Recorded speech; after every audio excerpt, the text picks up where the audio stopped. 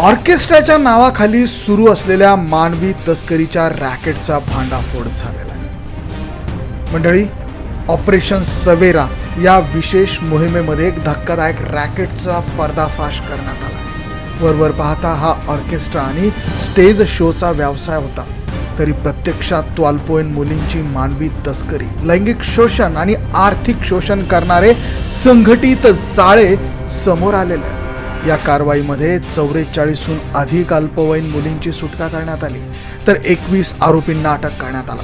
त्यामध्ये 5 महिलांचाही समावेश आहे. यावरनं हे रॅकेट किती मोठं आणि संघटित स्वरूपात काम करत होतं याची माहिती समोर येते.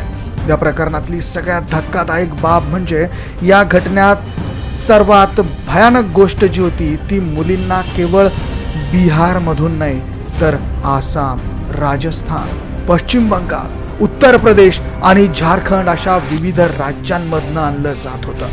काही मुलींना चित्रपटात काम देण्याचं आमिष दाखवलं जात होतं, काहींना मोठ्या पैशांची स्वप्न दाखवली जात होती, तर काहींना प्रेमाच्या जाळ्यात तडकवून या नरकात ढकलण्यात आलं होतं. तर मंडळी, ही घटना घडली आहे बिहारमधल्या गोपालगंज आणि सारण जिल्ह्यातल्या या ठिकाणी.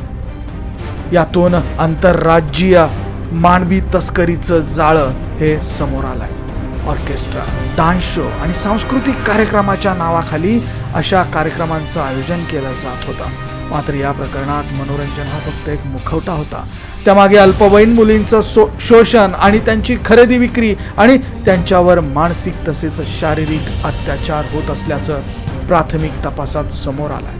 विशेष म्हणजे काही मुलींना समुपदेशादरम्यान आम्हाला विकून टाकण्यात आलं असा गंभीर आरोप या मुलींनी केला. हा आरोप पूर्णपणे व्यवस्थेसाठी चिंताजनक बाब आहे. इतका मोठा व्यवसाय स्थानिक प्रशासनाच्या नजरेतून सुटला कसा, असे प्रश्नचिन्ह या ठिकाणी उपस्थित केले जातात. स्थानिक पातळीवर कुणाचं संरक्षण या रॅकेटला मिळत होतं? कार्यक्रमाचे परवाने देताना योग्य पडताळणी झाली होती की नाही? मानवी तस्करी रोखण्यासाठी यंत्रणा कुठे कुठे अपयशी ठरली, या सगळ्या गोष्टींचा हा जोखा समोर आलेला आहे. तर गोपालगंज बिहारमधला हा प्रकार केवळ एका जिल्ह्यापुरता मर्यादित नाही, तर समाजासमोर उभं राहिलेलं मोठं आव्हान आहे.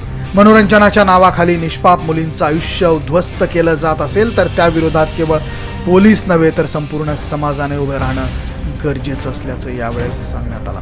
ऑपरेशन सवेरा आणि अनेक मुलींसाठी खऱ्या अर्थाने नव्या आयुष्याची पहाट ही म्हणावी लागेल. मंडळी, याबद्दल तुमचं मत काय?